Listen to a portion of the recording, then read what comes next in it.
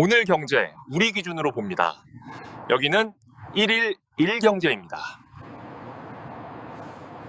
이번 쿠팡 압수수색은 한 기업을 들여다보는 사건이 아니라 플랫폼을 어떻게 다룰 것인가라는 사회의 기준이 바뀌는 장면에 가깝습니다. 오늘은 이걸 우리 기준으로 정리해 보겠습니다. 먼저 방향부터 분명히 하겠습니다. 이 사건은 갑자기 터진 뉴스가 아닙니다. 여기까지 오기 전 꽤 긴 빌드업이 있었습니다. 처음엔 플랫폼이 편리함으로 등장했습니다. 소비자 입장에서는 선택이 늘었고 구매 과정이 단순해졌고 배송도 빨라졌죠. 판매자 입장에서는 온라인 판로가 넓어졌고 시장 전체도 커졌습니다. 그래서 초반엔 플랫폼이 커지는 걸 대부분 긍정적으로 봤습니다. 그런데 플랫폼이 커진다는 건 단순히 매출이 커진다는 뜻만은 아닙니다. 플랫폼이 커질수록 사람들의 구매 동선이 한 곳으로 모입니다. 그 동선이 모이면 그 동선을 가진 쪽이 힘을 갖게 됩니다. 이건 자연스러운 흐름입니다. 여기서부터가 빌드업의 시작이었습니다. 플랫폼이 커지면서 반복적으로 등장했던 말들이 있습니다. 수수료와 광고 노출 구조, 거래 조건, 정산 방식, 그리고 현장의 노동 환경. 이런 키워드들이 조금씩 뉴스에 등장했죠. 당시엔 이런 신호들이 대부분 부분적인 사건처럼 소비됐습니다. 기사 한 줄로 지나가거나 댓글 몇 개 달리고 끝나는 시기였습니다. 왜냐하면 그때까진 사람들이 이렇게 생각했거든요. 그래도 편하잖아. 대체제가 없진 않잖아. 저건 기업들끼리의 문제 아닌가? 이런 분위기였습니다. 그런데 여기서 한 번 더 생각해보면 빌드업이라는 건 늘 그렇습니다. 문제가 딱 한 번에 폭발하는 게 아니라 작은 신호들이 쌓이고 그 신호가 어느 순간 한 방향으로 묶이면서 사건이 됩니다. 이번 압수수색을 이해하려면 이번에 무슨 일이 있었나만 보면 부족합니다. 그보다 중요한 건 왜 지금 이런 강한 조치가 나왔느냐입니다. 결정적인 계기 즉 트리거는 보통 이런 방식으로 생깁니다. 누적된 문제 제기들이 일정 수준을 넘고 사회적으로도 이건 그냥 넘어가기 어렵다는 공감대가 만들어질 때 그때 사건이 절차가 아니라 의미로 보이기 시작합니다. 이번 이슈도 비슷한 맥락에서 이해할 수 있습니다. 플랫폼의 영향력이 너무 커진 상황에서 유통과 물류의 핵심 기능이 한 구조 안에 들어가 있고 그 구조가 시장의 룰을 사실상 만들어내는 수준이라면 어느 순간부터는 질문이 달라집니다. 편하냐? 가 아니라 이 구조가 공정하냐? 로 바뀝니다. 여기서 이 말을 안 하면 흐름이 끊기는데요. 압수수색은 유죄의 선언이 아닙니다. 하지만 동시에 단순한 소문이나 말싸움이 아니라 국가의 절차가 실제로 움직이기 시작했다는 신호이기도 합니다.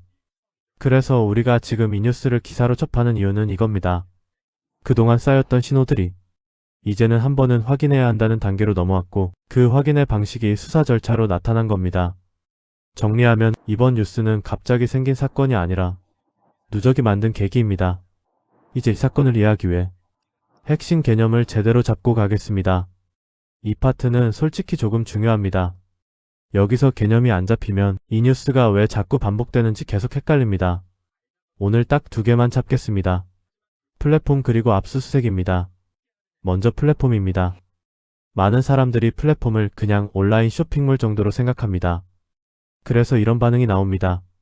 쇼핑몰 하나 조사하는 거지 뭐. 그런데 플랫폼은 그보다 한 단계 더 구조적인 개념입니다. 어렵게 말하면 플랫폼은 거래를 중개하면서 시장 참여자들의 행동을 설계할 수 있는 구조입니다. 쉽게 말하면 사고 파는 길을 만들어 놓고 그 길의 규칙을 정하는 쪽이 플랫폼이라는 뜻입니다. 조금 더 풀어보면 플랫폼이 단순히 물건을 파는 곳이라면 판매자와 소비자는 단순히 거래만 합니다.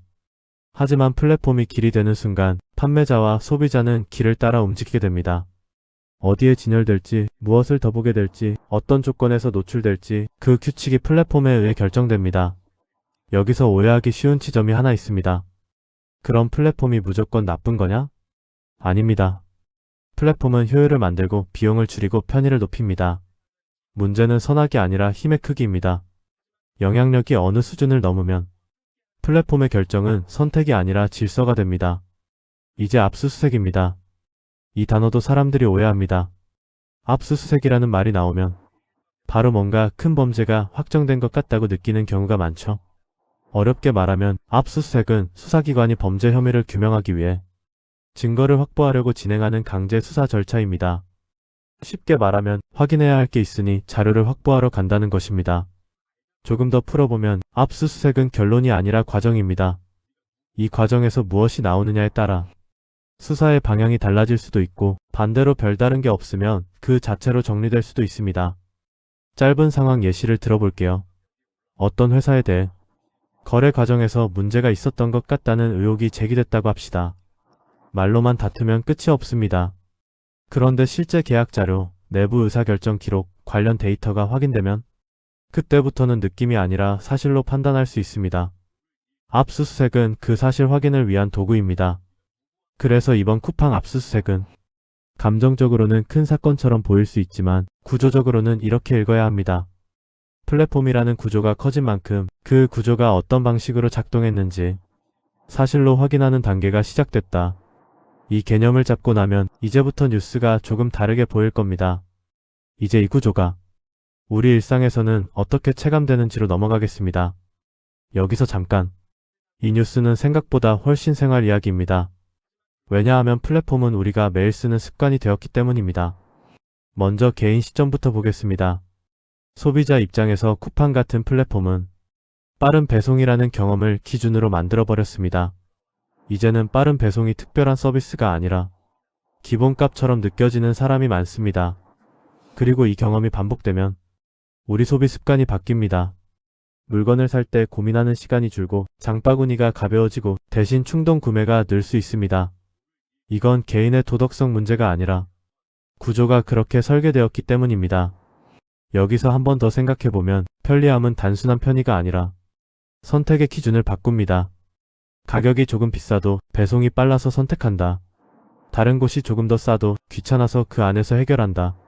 이런 변화가 쌓이면 시장 전체가 그 기준에 맞춰 움직이게 됩니다. 이제 국민 시점으로 시야를 넓히겠습니다. 파는 입장에 있는 국민으로 보면 이야기가 달라집니다. 판매자나 자영업자 입장에서는 플랫폼은 있으면 좋은 곳이 아니라 안 들어가면 손해보는 곳이 될 수 있습니다.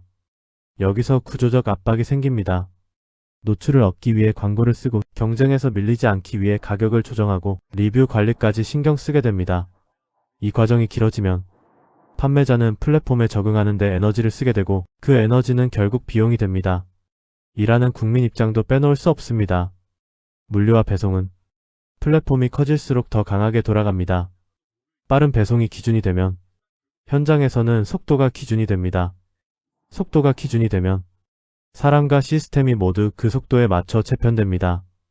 이 체감이 사회 전체로 퍼지는 이유는 단순합니다. 소비자가 빠른 배송에 익숙해지면 시장 전체가 그 기준을 따라가고 판매자는 그 기준에 맞추려 하고 현장은 그 기준을 실현하기 위해 속도를 올립니다. 이게 하나의 고리로 연결됩니다. 이제 마지막 단계, 이 체감이 쌓이면 바뀌는 선택과 행동을 보겠습니다. 체감이 쌓이면 사람들은 처음엔 불편함을 느끼고 다음엔 원래 이런가 보다로 넘어가고 결국엔 다른 방법이 없나? 를 찾게 됩니다. 그리고 사회 전체로는 이런 선택들이 나타납니다. 소비자는 더 편한 구조로 몰린다. 판매자는 더 큰 플랫폼에 의존하게 된다. 현장은 더 높은 압박을 견딘다. 이게 지속되면 어떤 작은 충격에도 시스템이 크게 흔들릴 수 있습니다. 조심해야 할 지점은 이겁니다. 이 구조가 굳어질수록 문제가 생겼을 때 그 파장이 한 영역에서 끝나지 않는다는 점입니다. 한 곳의 문제가 소비자, 판매자, 현장까지 동시에 흔들 수 있습니다. 그래서 자연스럽게 앞으로의 가능성과 파급을 단계별로 보겠습니다.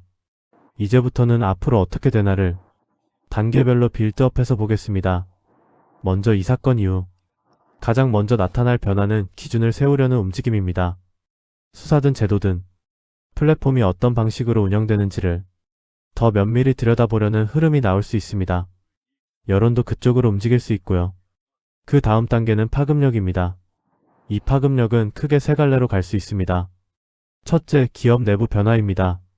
규모가 큰 플랫폼일수록 리스크 관리가 최우선이 됩니다. 정책과 절차, 내부 통제가 강화될 수 있고 대외적으로는 더 조심스러운 운영이 나타날 수 있습니다. 둘째, 시장의 변화입니다. 플랫폼에 대한 규범이 강화되면 판매자와 경쟁사, 소비자 모두 새로운 룰에 적응해야 합니다. 이 과정에서 비용이 생길 수도 있고 반대로 투명성이 늘어날 수도 있습니다. 셋째, 국민 체감 변화입니다. 소비자 입장에서는 편리함이 그대로 유지될지, 어떤 부분은 느려지거나 달라질지 체감이 갈릴 수 있습니다. 판매자 입장에서는 조건이 더 명확해질 수도 있고 반대로 비용 구조가 바뀔 수도 있습니다. 여기서 갈라지는 시나리오를 보겠습니다. 긍정 시나리오부터 가면 이번 사건이 계기가 되어 플랫폼 운영의 기준이 더 투명해지고 거래 조건이 더 명확해지고 불공정 논란이 줄어드는 방향으로 갈 수 있습니다. 이 경우 장기적으로는 시장 신뢰가 올라가고 구조가 안정될 수 있습니다. 반대로 조심해야 할 시나리오는 규제가 단순히 제재와 비용으로만 작동하는 경우입니다. 기업은 비용을 떠안고 그 비용을 줄이기 위해 서비스를 조정하거나 어딘가로 부담을 넘길 수 있습니다. 그 부담이 소비자에게 가면 가격이나 서비스 품질로 나타날 수 있고, 판매자에게 가면 수수료나 광고 구조로 나타날 수 있고, 현장에 가면 압박으로 나타날 수도 있습니다. 이쯤에서 한 번 더 생각해보면 우리가 대비해야 하는 건 무슨 일이 벌어질지 100% 예측하는 능력이 아닙니다. 그건 누구도 못합니다. 우리가 이 흐름을 이겨내기 위해 필요한 건 시선입니다. 뉴스를 볼 때마다 감정으로만 흔들리면 늘 같은 결론에 도달합니다. 좋다, 나쁘다 해서 끝나죠. 하지만 이 사건을 통해 우리가 가져야 할 시선은 다릅니다. 어느 회사냐보다 어떤 구조냐를 먼저 보는 시선입니다. 그리고 단계별로 체크해야 할 포인트를 딱 2개만 잡겠습니다. 첫째, 이 사건 이후 논의가 투명성과 공정성 쪽으로 가는지 아니면 비용과 제재 쪽으로만 가는지. 둘째, 변화가 소비자 판매자 현장 중 어느 쪽에 먼저 부담으로 나타나는지. 이 2가지를 보면 같은 사건도 훨씬 덜 흔들리게 됩니다. 이제 마지막으로 이 뉴스가 우리에게 남기는 질문으로 넘어가겠습니다. 이번 쿠팡 압수수색 소식을 보면서 여러분은 어떤 생각이 먼저 들었나요? 필요한 과정이다 쪽이었나요? 아니면 편리함이 흔들릴까 걱정된다 쪽이었나요? 이 질문이 쉽게 답이 안 나오는 이유는 간단합니다. 우리는 이미 이 구조 안에서 매일 선택하고 있기 때문입니다. 편리함을 누리면서도 그 구조가 커지는 걸 알고는 있고 그 사이에서 마음이 갈립니다.